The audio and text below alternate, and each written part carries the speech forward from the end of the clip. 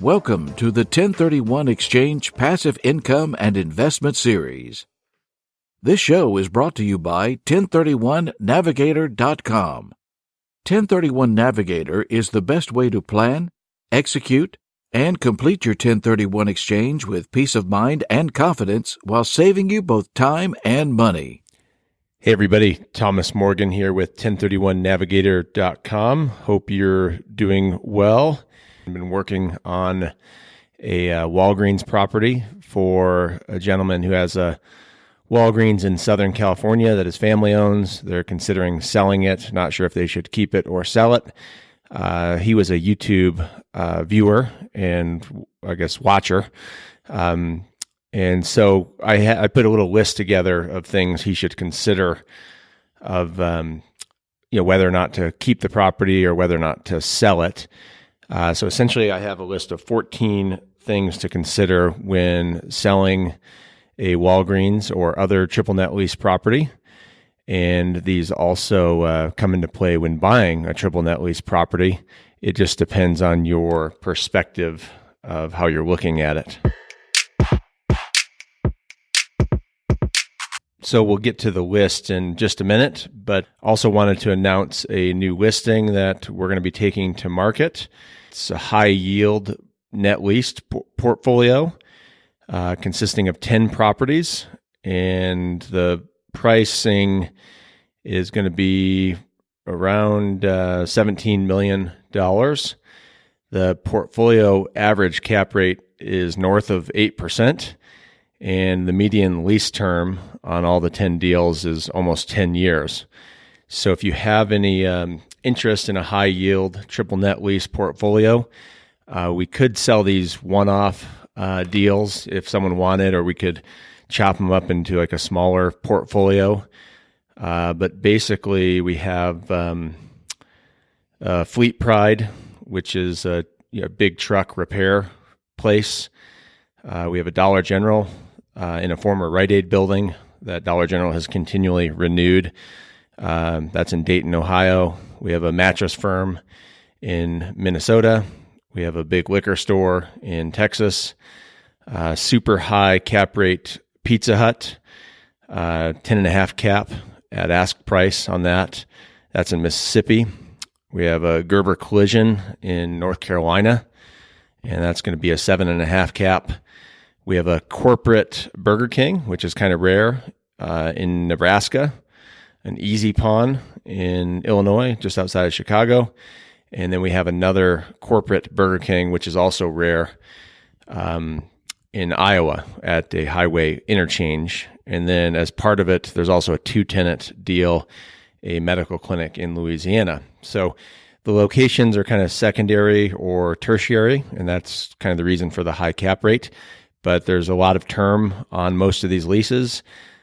Shorter term leases do have higher cap rates. Like, we have an 8 cap deal in here. We have another 8 cap, several 7 3/4 caps.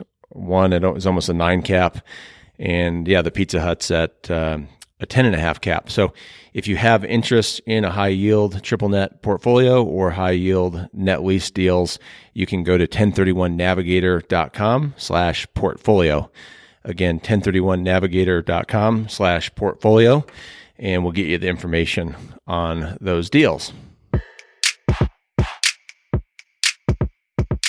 And so if you own a Walgreens or other triple net property and you're thinking of selling it or deciding whether or not to keep it, I've come up with a quick list of 13 things to consider when looking at that and evaluating a disposition. If you're a buyer looking to buy a Walgreens or other triple net property, you can flip this list on its head and consider these items from another angle. A lot of these items have been covered in other episodes, and happy to dive in to each one specifically. If you want to call in to the listener hotline at 970-300-1994, you can ask your own question. Again, that's 970-300-1994, and we'd be happy to go more into detail on these things. But basically, when looking to sell a property or buy a property,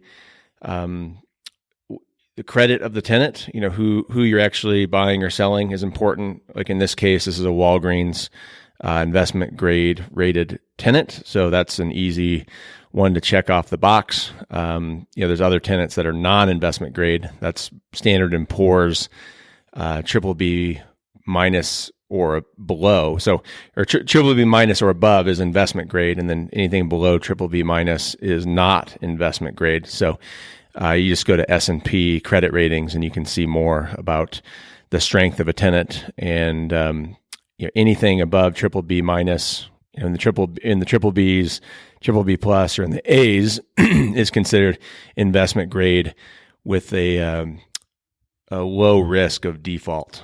So that's how we look at the tenant credit.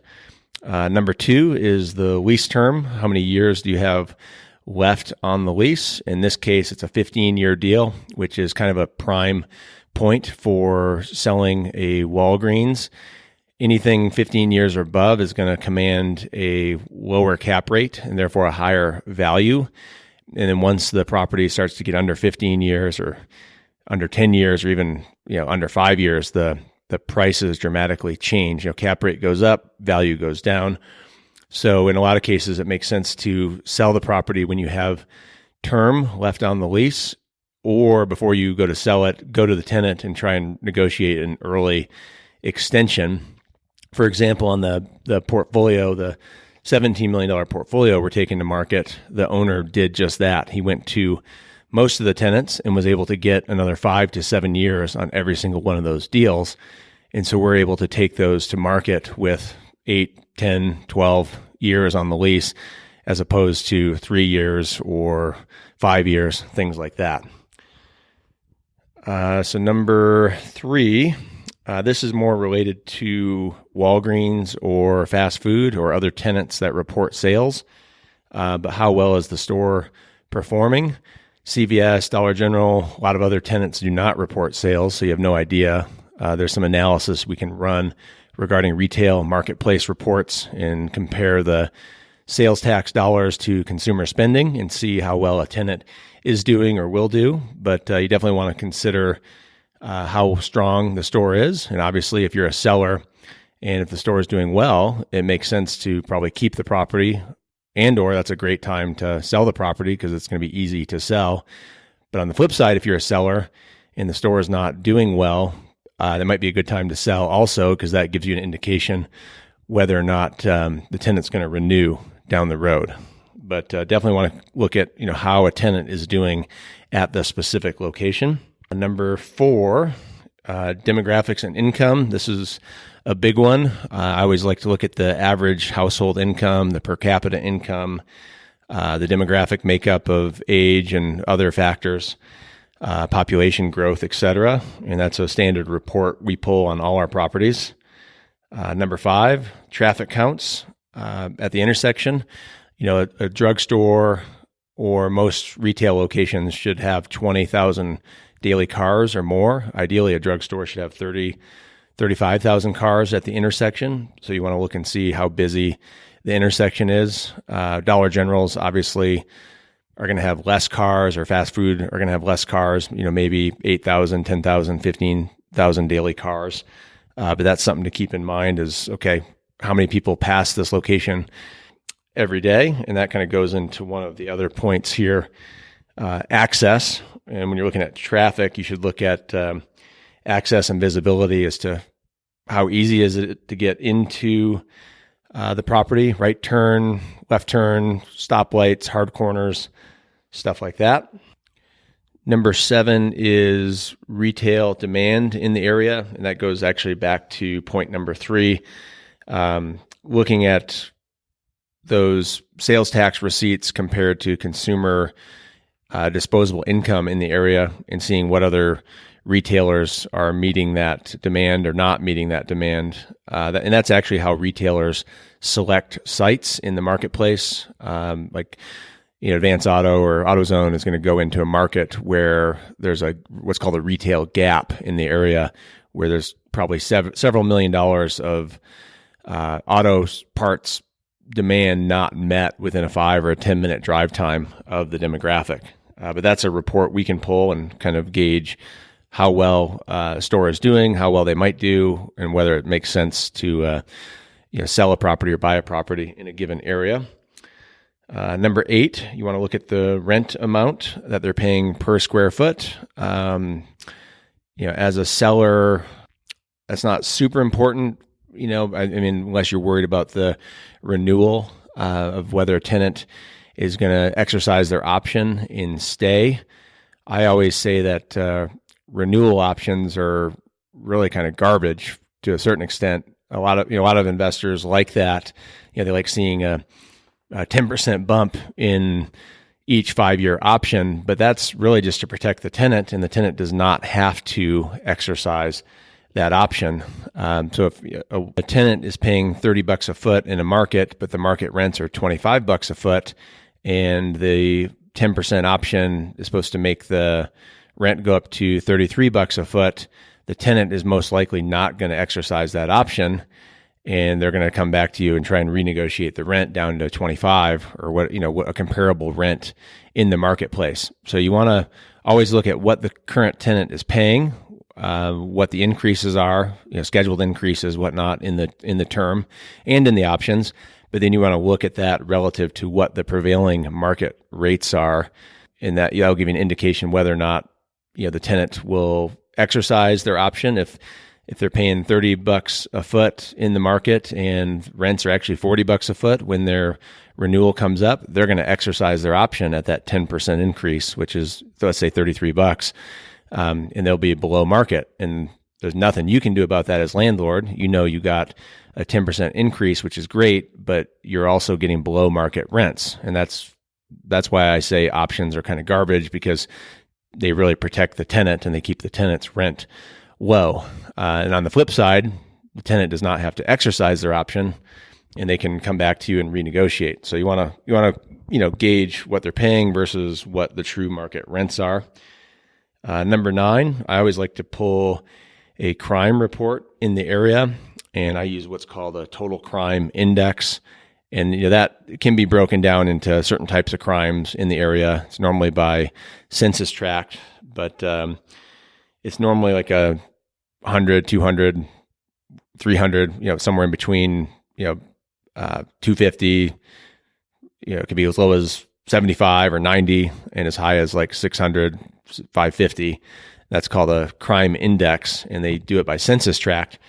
To give you an idea, like this Walgreens in California we were looking at is 105 to 120 total crime index in the immediate area, the 5, 10, and 20-minute drive time. And some benchmark indexes or indices are, let's say Detroit is around 500 plus, Miami Beach 500 plus, Los Angeles 450, New York City mid to high 300s. So that gives you an idea, if you've been to one of those cities or certain areas, we can compare how you feel in an area. I call it kind of the heebie-jeebies. If you go visit a property and you don't really want to get out of the car, that gives you an idea of the crime index in the area, and it correlates pretty strongly. So definitely want to look at that.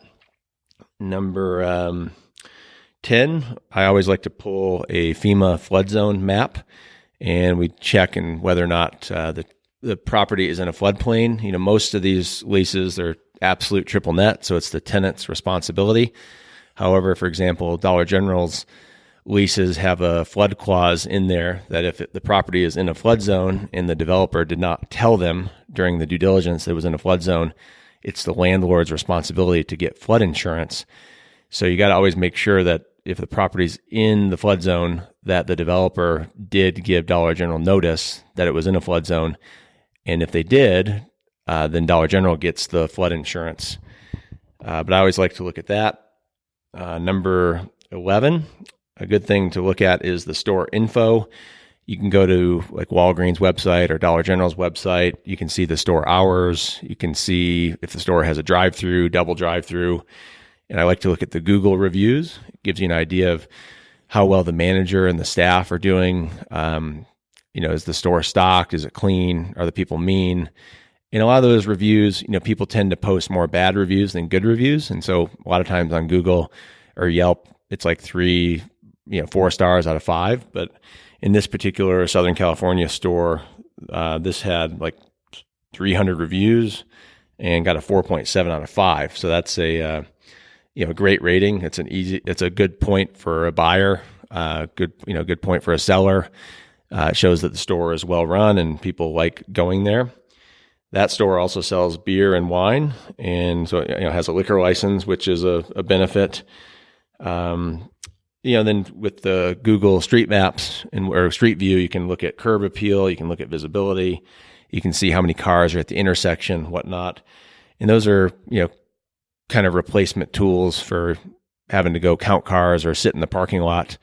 I do have clients that still go and do that, but you can learn a lot just by looking at the different Street View images, and you can actually click through. There's a little toggle button at the top where you can, if the current image you're looking at Street View, let's say is October 2018, you can change the date to the other dates that Google drove the area, and you might be able to see an image from 2016, 2014, 2012, et cetera, and you can kind of see how an area has changed, how many cars, how busy it is. So I always like to look at store info as well. Number 12, this is an easy one, kind of goes back to the real estate fundamentals, building size, square footage. Is it too big for the tenant, too small for the tenant? Is it their standard prototype?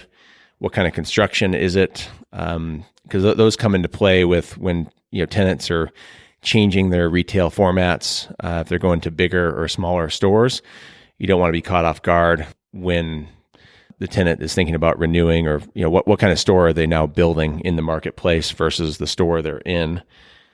And that comes into play, whether or not you as a seller would want to keep a property or sell a property now.